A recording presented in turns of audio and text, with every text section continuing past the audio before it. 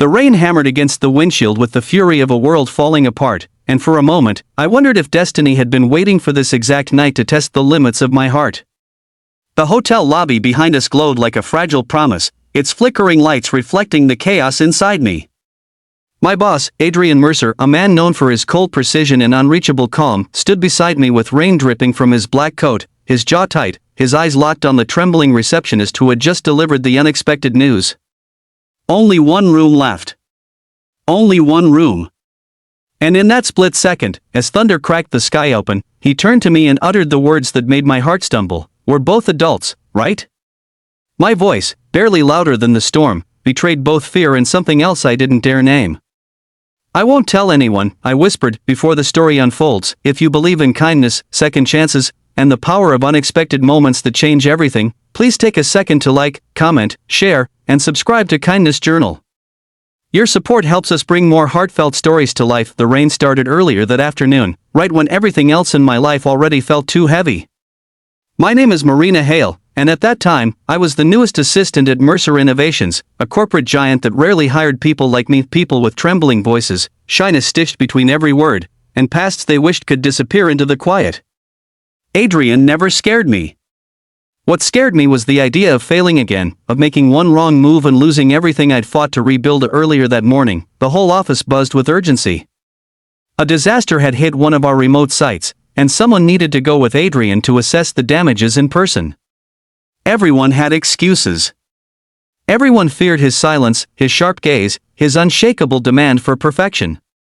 But when he turned his attention to me, asking if I could accompany him even though I had joined barely 3 months ago, I felt something inside whisper say yes. Maybe it was my need to prove myself. Maybe it was the quiet longing to break free of who I used to be. I agreed. And from that moment on, the day felt like a river pushing me towards something I couldn't yet understand. We drove for hours under a sky so bright it felt unreal. It was supposed to be a simple inspection trip. Walk around the damaged facility, gather notes, return home. But weather has its own moods, its own cold timing. Halfway through our return journey, the storm rolled in, sheets of rain, winds that shook the car, road signs nearly invisible. Adrian remained calm, hands steady on the wheel, but I saw the subtle tension in his jaw, the flicker in his eyes when lightning illuminated the entire mountain road. When we finally spotted the lonely roadside hotel, relief washed over me faster than the rain itself. Inside, the old building smelled of wet carpet and forgotten summers. The receptionist apologized repeatedly. Storms had forced dozens of stranded travelers inside, and only one room was left. Adrian's shoulders rose slightly. It was the closest he ever came to showing surprise. I expected him to say we'd continue driving, that he'd rather face the storm than share anything with anyone. Instead, he looked at me, and something softened in the hard lines of his expression. We're both adults, he said quietly, almost like he was reassuring himself too. I nodded. I won't tell anyone. But the truth was, I didn't know what exactly I was promising not to tell. The room was small and warm, illuminated by a single soft lamp that made everything feel strangely intimate. Adrian took the armchair by the window, leaving the bed for me without a word. Outside, the storm pressed itself against the glass like a desperate guest. Inside, silence settled like a secret. For a long time, we didn't speak, each lost in a different corner of the room. I could feel the day's tension unraveling slowly, tangled threads of exhaustion and fear loosening around us. Eventually, Adrian broke the silence. His voice was low, almost unfamiliar. You did well today, Marina. Praise from him felt like a rare gem. My throat tightened. I told him I was just trying not to disappoint him. He let out a soft breath, a sound halfway between a sigh and something more fragile. You won't. You're stronger than you think. Those words pierced deeper than he knew. Strength was something I had faked for years, like wearing a costume that everyone could see through. I told him that sometimes I felt like life kept handing me new storms, and each time, I wasn't sure if I'd make it through. Adrian watched me, his eyes reflecting the soft lamplight. Storms show us what we're made of, he said. Not what we lack. It was strange hearing comfort from the man everyone believed had no softness in him. Strange, but comforting in a way my heart wasn't ready for, and I deepened. The storm raged louder. At some point, the room grew colder, and the old heater rattled weakly. I pulled the blanket tighter. Adrian noticed. Without saying a word, he stood, removed his coat, and draped it over my shoulders.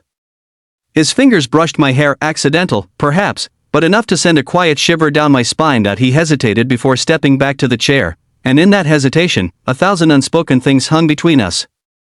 I didn't dare speak them. Neither did he. Yet somehow, we both felt them. Later, when the power flickered off, plunging the room into darkness, I heard him shift. "Are you all right?" he asked. I whispered yes, but the truth was, the dark brought back memories I tried every day to bury. Memories of being trapped in a house where shouting replaced love, where I learned to be small, invisible, unnoticeable. Adrian must have sensed my trembling, even in the dark. I heard him approach. He sat on the edge of the bed, unsure, giving me space to pull away. But I didn't. Something in me trusted him in that moment, more than I trusted the storm or the darkness or even myself. He didn't touch me.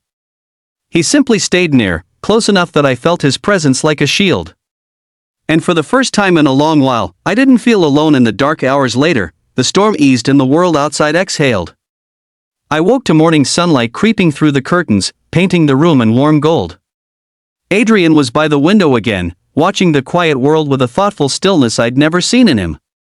When he noticed I was awake, he offered a faint smile, subtle, but real. The drive back was quiet, peaceful, almost surreal.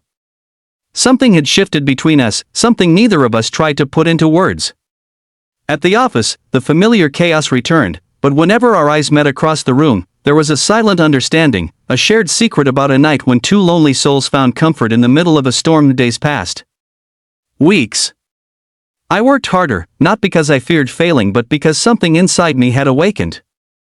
Adrian, too, seemed changed, slightly softer around the edges, his voice gentler when speaking to the team, his eyes lingering on me in moments he thought no one noticed. It wasn't romance, not yet. It was something deeper, something built on vulnerability and quiet trust, but life has a way of testing anything fragile. One afternoon, a coworker named Brielle approached me with a smirk, saying she'd heard a rumor about the night Adrian and I got stuck together. My heart dropped. I hadn't told anyone. Neither had he.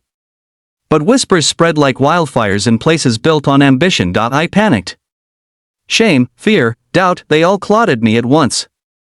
That night, I went to Adrian's office, determined to take the blame before he suffered for something that wasn't his fault.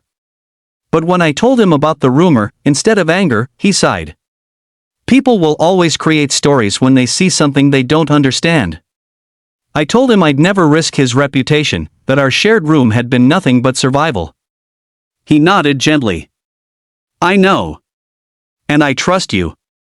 Then he added words that washed over me like calm water, but even if someone misunderstands us, I won't let you stand alone in it. Something cracked inside me, something painful and healing all at once. No one had ever stood with me before, or from that day forward, I walked with a bit more confidence. Adrian guided me more closely in projects, giving me opportunities that lifted me instead of weighing me down. The whispers eventually faded. But the bond forged in that storm never did. Months later, on a warm spring morning, as sunlight filtered through the office windows, Adrian paused beside my desk. "Marina," he said, with a softness only I had ever seen in him, "thank you for staying." His eyes held gratitude, and something tender that left my breath suspended. And I understood then what the storm had truly changed, not just my life, but his, too. Two people lost in different quiet battles had found solace in a single room on a violent night. And sometimes, that's enough to rewrite everything that follows. If this story touched your heart or reminded you of the quiet kindness we all long for, please like, comment, share, and subscribe to Kindness Journal. Your support helps these emotional stories reach others who might need them.